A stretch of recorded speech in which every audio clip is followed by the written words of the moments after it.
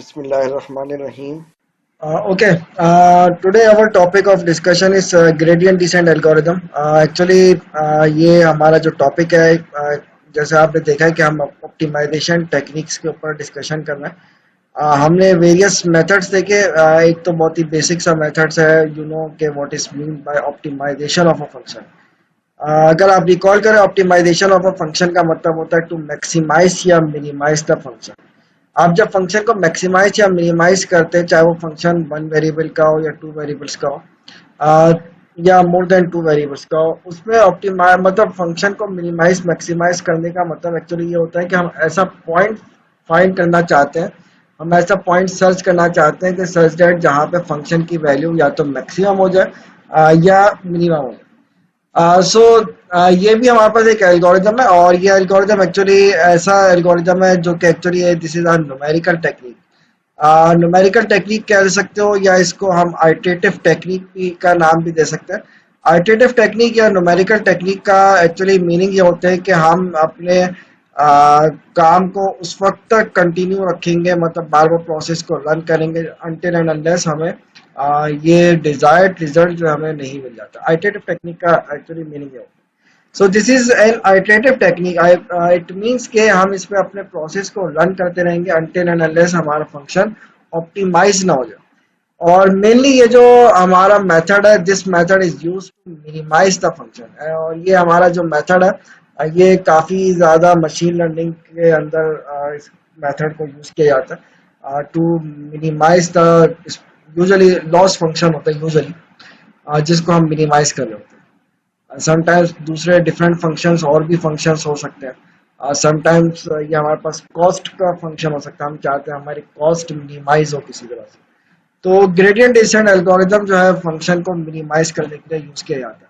अगर आप रिकॉल करें, आप सब बहुत अच्छी तरह से बेसिक से कर रहे हैं। जैसे मैंने कहा कि ये जो हमारे पास एल्गोरिदम है, ये एल्गोरिदम जो है हमारे पास वन वेरिएबल फंक्शन के लिए भी यूज किया जाता है, और इसके अलावा मोर देन वन वेरिएबल, यानी कि two variables and up to four. So this is a very basic function, और वैसे देखा जाए हमें इसका मिनिमम पॉइंट भी पता है। लेकिन लेट्स से ये तो हमें पता है ना, एक बहुत ही फेमस फंक्शन है, लेकिन हमारे पास फंक्शन कोई सा भी हो सकता है। तो फॉर एग्जांपल मुझे इसका इनिशियली ये नहीं पता यार, ये फंक्शन इसकी मिनिमम वैल्यू कहाँ पे लाई करती है। सो मैं इसका एक इनिशियल पॉइंट या इनिशियल गैस यहाँ पे ले लेता हूँ यार, कि इसकी मिनिमम वैल्यू फॉर एग्जांपल यहाँ पे लाई करती है। सो जैसे मैंने आपसे कहा कि ये एक आइटरेटिव टेक्निक है, और आइटरेटिव टेक्निक का मतलब ये है कि आपका इनिशियल गैस आप लेते हैं, और इस इनिशियल गैस के ऊपर इस एल्गोरिदम को रन करते हैं। ये आपको जो है ये स्लोली एंड ग्रेजुअली, मतलब बाय यूजिंग वेरियस स्टेप्स, आपको ये मिनिमम की तरफ ले जाता है। तो फॉर एग्जांपल आपने फर्स्ट आइटरेशन यूज की, आप इस पॉइंट पे आ गए। Then for example second iteration पे आप इस पॉइंट पे अप्रोच हो गए।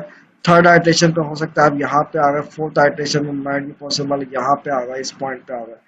फिफ्थ आइटरेशन पे यहाँ पे आ गए। तो मतलब ये हर आइटरेशन के ऊपर आपको मिनिमम की तरफ लेके जाता है। अब इस मेथड की अप्रोच क्या है, आप देख सकते हो इसका नाम ग्रेडियंट का वर्ड इधर यूज किया गया है, और ग्रेडियंट का टॉपिक हम पहले भी पढ़ चुके हैं। ग्रेडियंट ऑफ द फंक्शन, अगर आप रिकॉल करें, हम ये बात पढ़ते रहे हैं कि अगर मेरे पास कोई भी फंक्शन दो वेरिएबल का फंक्शन हो, वी नो दो वेरिएबल के फंक्शन को जब भी प्लॉट किया जाता है हमें पता है कि यार ये सरफेस बनती है। और अगर मैं इस सरफेस का, अगर फॉर एग्जांपल मैं आपसे बोलूँ यार ग्रेडियंट फाइंड करो, डेल एफ फाइंड करो, आप सब जानते हैं कि डेल एफ फाइंड करने का मतलब एक्चुअली होता है एफ एक्स आई और प्लस एफ वाई जे। ये फाइंड किया जाता है, या अगर आप इसको कॉलम वेक्टर की फॉर्म में लिखना चाहो, इसको इस फॉर्म में भी लिखा जा सकता है, एफ एक्स एफ आई इस फॉर्म में भी लिखा जा सकता है। सो this is the gradient of the function. अब इसमें अगर आप ये चाह रहे हो कि ये एक्चुअली ये विजुअलाइज करना चाह रहे हो, ये ग्रेडियंट रिप्रेजेंट करता है, क्या करता है। हमने ये बात पढ़ी थी यार, ये ग्रेडियंट जो है एक्चुअली रिप्रेजेंट करता है, this is the normal to the surface. Normal to the surface का मतलब है कि आपका जो टेंजेंट प्लेन है उससे परपेंडिकुलर ये वेक्टर होता है, ये ग्रेडियंट उसको रिप्रेजेंट करता है। और इसके अलावा अगर आप रिकॉल करें, हमने एक बात लेवल कर्व के नाम से भी पढ़ी थी। मैं अच्छा ये जो आपको बात समझा रहा हूँ, दो वेरिएबल के फंक्शन से समझा रहा हूँ, लेकिन same theory applies for same theory applies for function of one variable and two so on. मैंने जो फिगर आपके सामने बनाई है, ये वन वेरिएबल का फंक्शन बना हुआ है, लेकिन नीचे जो मैं बातें लिख रहा हूँ, दो वेरिएबल्स के लिए लिख रहा हूँ। फंक्शन कोई सा भी हो सकता है। एनीवे, अगर आप रिकॉल करें, हमने ये बात पढ़ी थी कि अगर मैं एफ ऑफ एक्स वाई को फॉर एग्जांपल किसी कांस्टेंट के बराबर के लेट सपोज सपोज कर लूँ, सो हमें जो चीज़ मिलती है वो लेवल कर्व्स मिलते हैं। और लेवल कर्व्स जो है, अगर मैं प्लॉट करूं, फॉर एग्जांपल मैं वेरियस लेवल कर्व्स जो है उनको प्लॉट करूं, मेरे पास ये फॉर एग्जांपल कोई फंक्शन था, उसके ये लेवल कर्व्स है जो कि मुझे मिल रहा है। ये लेवल कर्व्स है। और अगर आप सब जानते हैं कि अगर मेरे पास एक फंक्शन का मिनिमम होता है, तो फंक्शन का मिनिमम जो है इसका सेंटर पे लाई करता है, और जब आप बाहर की तरफ जा रहे होते हैं, मूव करते हैं, तो ये हमारे पास मैक्सिमम की तरफ जा रहा होता है। तो लेट्स से मैंने जैसे आपको इधर भी बताया था कि इनिशियल गैस हम सपोज करते हैं, इनिशियल गैस फॉर एग्जांपल मैंने यहाँ पे ले लिया, this is my initial guess. इस इनिशियल गैस के ऊपर अगर मैं एक टेंजेंट लाइन प्लॉट करूँ, this is a tangent to the tangent curve. और हमें पता है कि टेंजेंट लाइन की इक्वेशन कैसे फाइंड की जाती है। टेंजेंट लाइन की इक्वेशन अगर आप रिकॉल करें, वो होती थी F of Y is equals to F of X plus gradient, मतलब फंक्शन का फर्स्ट डेरिवेटिव आप लेते हो, gradient of F multiply by Y minus X. This is the equation of tangent line. और अगर मैं आपसे बोलूं कि यार इस से परपेंडिकुलर वेक्टर रिक्वायर्ड है, तो इससे परपेंडिकुलर वेक्टर यानी कि को पता है कि बचपन से पढ़ते आ रहे हैं आप लोग के दो लाइंस जो कि एक दूसरे से परपेंडिकुलर होती है, उनका स्लोप का प्रोडक्ट जो है ये -1 के बराबर होता है। सो अगर मैं नॉर्मल लाइन का स्लोप निकालना चाहूँ, तो यहाँ पे माइनस का साइन आएगा। सो अगर मैं आपसे बोलूँ यार इसका नॉर्मल निकालो, तो इसका नॉर्मल जो है आउटवर्ड डायरेक्शन में होगा, और ये आउटवर्ड डायरेक्शन जो है, for example this is the normal to the surface, तो दिस इज आउटवर्ड डायरेक्शन में होगा। और ये किस डायरेक्शन में हो सकता है, मतलब ये आउटवर्ड दोनों डायरेक्शन में हो सकता है, इस तरफ भी या नीचे की डायरेक्शन में। सो आपके पास ये हमारे पास नॉर्मल टू द सरफेस। अब मैं ये चाह रहा हूँ, अगर मैं फॉर एग्जांपल इस ग्रेडियंट को किसी ऐसे वेक्टर से मल्टीप्लाई कर दूं, ये ग्रेडियंट आपको बाहर की तरफ डायरेक्शन में भी लेके जा सकता है, आपको अंदर की डायरेक्शन में भी लेके जा सकता है। हमने ये बात डिस्कस की थी जब ग्रेडियंट का टॉपिक डिस्कस कर रहे थे कि when gradient is positive, gradient अगर पॉजिटिव होता है तो ये मैक्सिमम रेट ऑफ चेंज को रिप्रेजेंट करता है, यानी कि रैपिड इंक्रीज जहाँ पे फंक्शन हो रहा होता है। ये आप लोग जब स्लोप का कॉन्सेप्ट पढ़ते थे ना, उस वक्त भी ये पढ़ते थे कि अगर स्लोप पॉजिटिव है तो इसका मतलब फंक्शन इंक्रीज। तो ग्रेडियंट पॉजिटिव का मतलब है कि फंक्शन जहाँ पर रैपिड इंक्रीज कर रहा है। इसी तरह से अगर आपका ग्रेडियंट नेगेटिव है, तो इसका मतलब है फंक्शन आपका रैपिड डिक्रीज कहाँ पे कर रहा है। सो ये हमारा ग्रेडियंट इसको रिप्रेजेंट करता है। So del F might be positive, might be negative. So we are searching for minimum of the function, so we take the gradient as negative. तो डिसेंट का मतलब इधर एक्चुअली यही इसलिए लिखा हुआ है क्योंकि हम एक्चुअली यहाँ पे फंक्शन का मिनिमम फाइंड करना चाह रहे हैं, इसलिए यहाँ पे डिसेंट का वर्ड यूज किया गया। अब इस मेथड का आइडिया क्या है, या ये कह लें इसका फॉर्मूला क्या है ग्रेडियंट डिसेंट एल्गोरिथम का। ग्रेडियंट डिसेंट एल्गोरिथम का formula is xi plus 1 is equals to xi minus alpha I gradient of xi। अब इसमें व्हाट इज आई हियर, आई के बारे में ये है कि जिस तरह से आप लोग लूप चलाते हैं, लूप में I for I is equal to 0 से लेके अप टू 1 चलते हैं, तो इधर भी यही है कि हमारे पास आई जो है एक लूप की तरह काम कर रहा है। एक सबस्क्रिप्ट में लिखा हुआ है, इनिशियली हम एक्स आई की वैल्यू को 0 लेते हैं अप टू हर आइट्रेशन में आई की वैल्यू, या लूप के हर उसमें जब लूप रिपीट करता है तो आई की वैल्यू इंक्रीज करती जाती है। तो ये वही चीज़ है। अल्फा जो है, व्हाट इज एक्स नॉट के बारे में तो ऑलरेडी मैं बता चुका हूँ। एक्स नॉट जो है this is your initial guess. अच्छा ये बात बताता चलूँ, जैसे मैंने अभी आपसे कहा था, ये ग्रेडियंट डिसेंट एल्गोरिथम ये हर फंक्शन पे अप्लाई हो जाता है, वन वेरिएबल का हो, दो वेरिएबल का हो, या दो से ज्यादा का हो, हमेशा अप्लाई हो जाता है। सो ये x जो है डिपेंड करता है, आपका फंक्शन वन वेरिएबल का है तो ये x ही होगा, एक ही वेरिएबल है। अगर ये आपका दो वेरिएबल का फंक्शन है, एक वेरिएबल का फंक्शन है तो this x is x only, this one x। अगर ये आपका दो वेरिएबल का फंक्शन है तो x की फॉर्म जो है कुछ इस तरह की होगी, फॉर एग्जांपल दो कंपोनेंट्स वाला वेक्टर। अगर फंक्शन दो वेरिएबल का है तो ये तीन कंपोनेंट वाला वेक्टर बन जाएगा, तो ये आपका फंक्शन किसी भी फॉर्म का हो सकता है। So X not is your initial guess. Alpha के बारे में हम ये कहते हैं कि this is your step size भी कहा जाता है इसको, और इस चीज को हम लर्निंग रेट भी कहते हैं। मशीन लर्निंग लर्निंग की लैंग्वेज में इसको लर्निंग रेट भी कहा जाता है। अभी हम जो डिस्कशन कर रहे हैं, जो एग्जांपल हम सॉल्व करेंगे उसमें हम स्टेप साइज या लर्निंग रेट को फिक्स रखेंगे। लेकिन आप आगे चल के देखोगे कि ये लर्निंग रेट जो है ये भी हर आइटरेशन में अपनी वैल्यू को अपडेट कर रहा होगा। एफ क्या है? एफ तो ऑब्वियसली एक गिवन फंक्शन है, उसके अंदर पॉइंट पुट किया जाएगा। और ये डेल का मतलब भी आपको पता है कि del operator, this means the gradient of the function. So ये हमारे पास ग्रेडियंट डिसेंट एल्गोरिथम का फॉर्मूला है। This is the formula to find the minimum of the function. यहाँ से जैसे मैंने आपको बताया है कि जब भी आप फंक्शन का मैक्सिमम या मिनिमम निकालते हैं तो एक्चुअली आप पॉइंट निकाल लो, तो यहाँ से हमें पॉइंट मिलेगा। हर डायरेक्शन पे आपको एक पॉइंट मिलेगा, उस पॉइंट के ऊपर फंक्शन की वैल्यू आप देखोगे, हर डायरेक्शन पे फंक्शन की वैल्यू मिनिमम की तरफ जा रही होगी। मतलब फॉर एग्जांपल मेरे पास इनिशियली फंक्शन की वैल्यू, मैंने इनिशियल गैस पुट किया, इसके अंदर माइट बी पॉसिबल, एक एग्जांपल दे रहा हूँ जस्ट, माइट बी पॉसिबल कि ये आंसर आ गया 38। सो हो सकता है कि नेक्स्ट आइटरेशन के बाद ये वैल्यू मिनिमम की तरफ जाना चाहिए, क्योंकि ग्रेडियंट डिसेंट में यहाँ पे नेगेटिव साइन यूज करें और ये नेगेटिव ग्रेडियंट का नेगेटिव है, तो ये नेगेटिव की तरफ इसको लेके जाना चाहिए, कन्वर्जेंस इसकी होनी चाहिए। अगर ये नेगेटिव की तरफ नहीं जा रहा तो या तो फंक्शन में कोई इशू है कि इसमें there are various minimum there, या बहुत ही स्टीप वो है तो हमारा फंक्शन बहुत स्लोली कन्वर्स भी कर सकता है, और समटाइम्स जो है आपका फंक्शन कन्वर्स भी नहीं करता है, आइटरेशन कन्वर्जेंस की तरफ जाती नहीं है, समटाइम ऐसा भी होता है। लेकिन अभी फिलहाल हमारे पास इतनी डीप उसमें नहीं जाएंगे।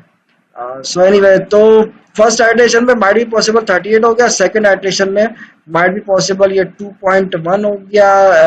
हो सकता है इसके बाद हमारे पास -0.01 आ जाए। एफ ऑफ x3 आपने निकाला फॉर एग्जांपल -0.001 आ जाए।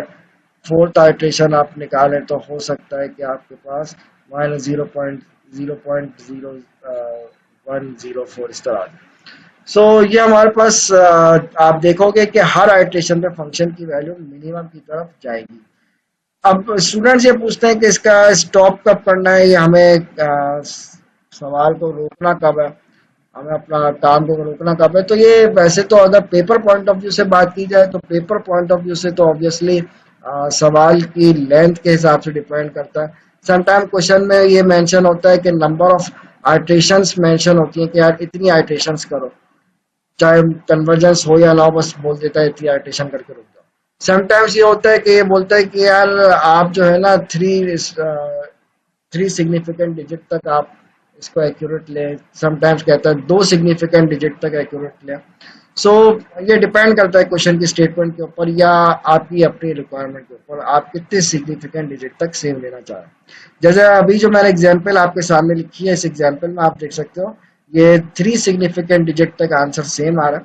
सो मैं यहाँ मैंने फॉर एग्जाम्पल 3 सिग्निफिकेंट डिजिट माना कि भाई यहाँ पे स्टॉप हो जाऊंगा, तो मैंने यहाँ पे स्टॉप किया। सो ये हमारा क्राइटेरिया है, जितना ज्यादा आप इसके एक्यूरेसी की तरफ जाना चाहते हो उतनी आइटरेशन आपको देनी। अब इसकी एग्जाम्पल की तरफ जाते हैं हम। लेट्स से ये एक फंक्शन गिवन है, यू कैन क्लियरली सी कि ये फंक्शन दो वेरिएबल्स का एक फंक्शन है, और यहाँ पे जो x लिखा हुआ है, अगर आप यहाँ पे देखो ये जो फंक्शन में x लिखा हुआ है, obviously this x is a vector, this is a vector. x यहाँ पे ऐसे ही है जैसे आपके पास लिखा हुआ है x1, x2, इस फॉर्म में लिखो, या आप इसको यूं लिखो x1, x2, ये फॉर्म में लिखो, एक ही बात होती है, यू नो, सबको पता है बात। सो एनीवे, ये मेरे पास फंक्शन दो वेरिएबल्स का एक फंक्शन है, एक का इसको प्लॉट किया तो ये कोई सरफेस बन रही है, और इस सरफेस का जाहिर सी बात है कोई लेवल कर्व भी होगा। आपको कहा यह गया है कि use gradient descent algorithm to optimize this function.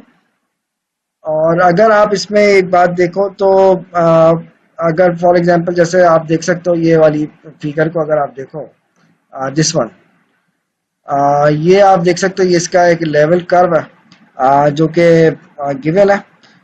मतलब इसी फंक्शन का लेवल कर्व आपने प्लॉट किया बाय यूजिंग सम सॉफ्टवेयर, तो हमें ये एक लेवल कर्व मिल गया। और इस क्वेश्चन के अंदर जो हमारे पास लर्निंग रेट जो दिया हुआ है, लर्निंग पैरामीटर अल्फा जो दिया हुआ है, ये गिवन है। यूजुअली ये क्वेश्चन में गिवन होता है, नहीं गिवन तो आपको ऐसे सेट करना है हिट एंड टेल मेथड से, सच दैट आपका फंक्शन मिनिमम की तरफ जाए। और इनिशियल गैस भी आप देख सकते हो इसमें गिवन है। सो